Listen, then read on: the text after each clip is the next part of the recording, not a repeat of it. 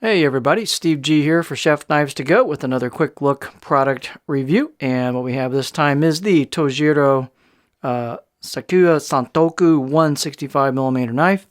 As listed, this knife is multi-layered construction. It has a core steel of VG10 stainless. Heat treats typically about 60 Rockwell on that core steel. It's a good kitchen knife steel used in lots of different brands of knives, but nice job with the heat treat on this. The cladding is also stainless. It is multi-layered Damascus, multi-layered cladding over the top of that VG10 on each side. And then they've got a coating on it that they describe on the, I think it's like an electrolytic process, but they've done a blackened job over the entire blade. It's not the same thing as like an etched acid etch or anything like that, but it does coat the entire blade. These are nicely crafted knives with a nice fit and finish. The weight and dimensions on these can vary a little bit from knife to knife. This particular one is 153 grams or 5.4 ounces. Handle is octagonal ebony. I'll get to that in a minute. And the edge is 166 on this sample, or about 6.5 inches from the tip to the back of the heel. The overall length with this handle is around 310 millimeters or 12.2 inches. And then the spine thickness on this sample was about 2.5 millimeters thick at the back of the blade coming out of the handle. And then I got about 2.2 halfway down the blade. There is not a lot of taper to the thickness of the spine, what's called distal taper. It pretty much just keeps that. And then when it thins out is where the grind starts. And you can pretty clearly see that with the layers here. But with this black coating, it's a little less striking, but you'll see that. But the tip's fairly thin. I'd say pretty thin. And then here is the choil shot at the back of the blade. It's pretty thin at the edge as well. So this should be a nice performing knife.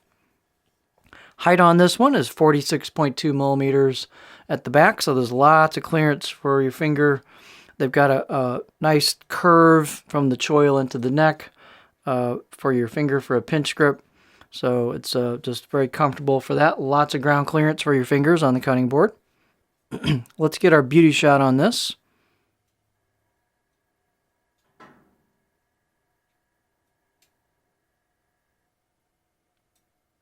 So this knife, as you can see, has some etched kanji and markings on the right side of the blade. And then here's that coating. Here's your layers showing up.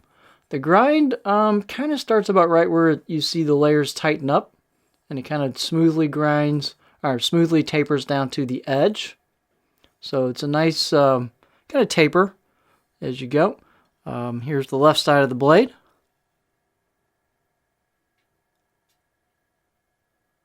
So it's a very nice looking knife. Fit and finish are good. Pretty nice. You've got a little bit of relief on the corners of the spine, nothing objectionable. A little bit of work on the choil into the neck, so not rounded, but there's no sharp edges either. My out-of-the-box edge on this was very, very good. I'll give it a 7 out of 10 on my scale. It's got a nice edge with some polish to it, quite sharp. So this should be ready to rock and roll right out of the box, no problem.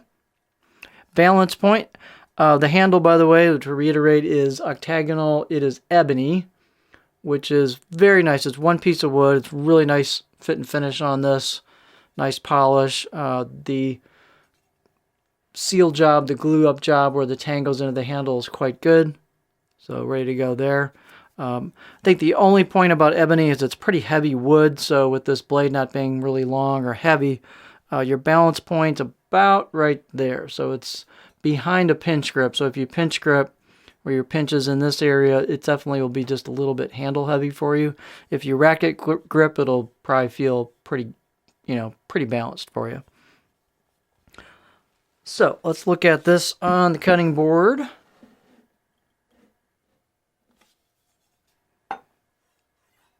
Not every single knife's going to have this exact profile, but this gives you a general idea of this maker and what they do with this blade. So you'll see it's just kind of a gentle curve or belly throughout for the edge profile. So there's not a big flat spot.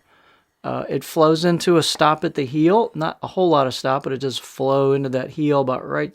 There's your flat spot, not a whole lot. The tip is typical, kind of low sheep's foot design in relation to the center part of the knife, typical Santoku. And I'm digging my tip in pretty early, about right there. When you sharpen, you could kind of adjust the last couple millimeters of the edge and sweep that up a little bit if you want to get a little bit more height on your rock. But for right now, I'd say low rocking, about right there on this sample. Tip draws would be great because you don't have to pull the knife handle up too high. Glide cuts, push-pull cuts, those kind of things would be nice. Pure chopping, probably not the best profile for that. So if you're looking for a knife with some unique aesthetic characteristics, good quality steel, nice craftsmanship, good value, high performance, this should be a really excellent choice. This is the Tojiro Sakuya Santoku 165mm knife from Chef Knives To Go.